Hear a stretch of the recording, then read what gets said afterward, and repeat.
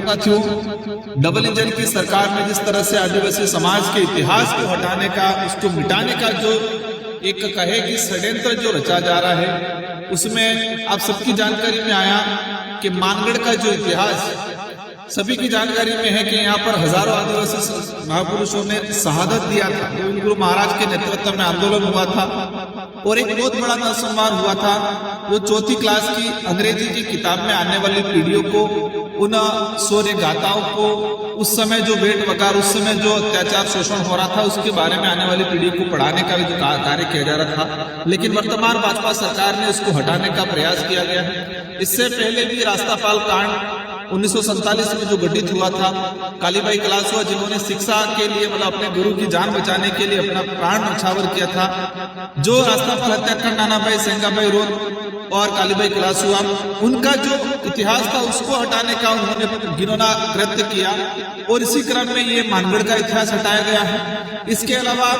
आर्य के द्वारा जो राजनीतिक विज्ञान का जो पाठ्यक्रम था, उसमें ज्योतिबा फुले, सावित्रीबाई फुले का इतिहास भी हटाना का उन्होंने कृत्य किया है।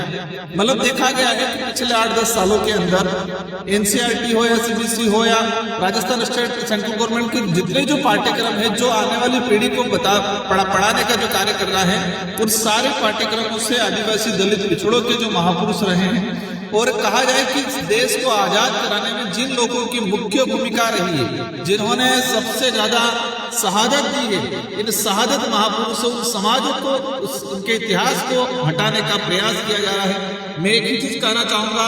कि आप पन्नों से हटा सकते हो, कागजों से हटा सकते हो,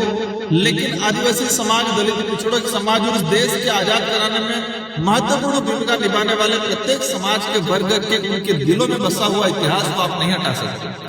जवाब में दे रहे हमारे राजस्थान के शिक्षा मंत्री जी और कुछ नेता कह रहे हैं कि 5वीं क्लास में है,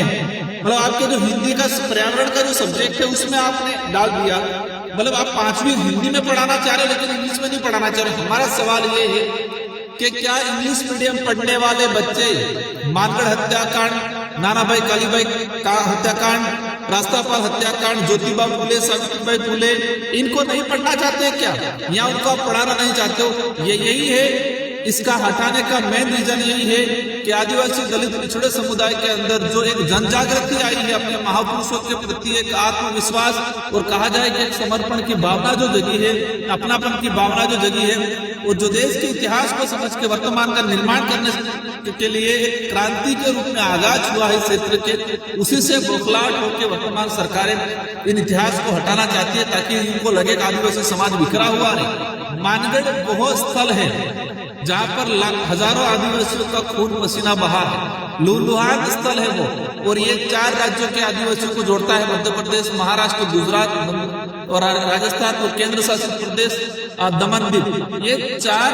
राज्यों और केंद्र शासित प्रदेश को जोड़ने वाला सेंटर पॉइंट, एक आस्था का केंद्र है। इनका यही है कि जो बिल प्रदेश की जो डिमांड थी, वो मानगढ़ हत्याकांड के जब पढ़ेंगे तो स्वाभाविक एक अलग बिलराज कायम करने की जो डिमांड थी, उस डिमांड की ओर अग्रसर करती है ये जो हत्याकांड। तो शायद उनको लगता है कि इस एरिया को बिखेरने के लिए, आदिवासी समुदाय को बिखेरने के लिए, वोट बैंक बनाने के लिए और आदिवासी समुदाय में क्रांति नहीं आए, जागृति नहीं आए, उस उद्देश्य से उनको हटाने का प्रयास किया जा रहा है। लेकिन मैं पुनः कहना चाहूंगा, आप किताबों से, पन्नों से हटा सकते हो, लेकिन आदिवासी समाज, दलित पिछड़ों समाज और इस क्षेत्र में रहने वाला, मानवता में विश्वास करने वाला और जो शहीदों का सम्मान करने वाला जो समाज है, उनके दिलों से आप नहीं मिटा सकता है। हटाने का जो कृत्य किया उसकी हम कड़ी निंदा करते हैं। पूरा समाज, पूरा क्षेत्र की जनता इसका कड़ी निंदा करती है।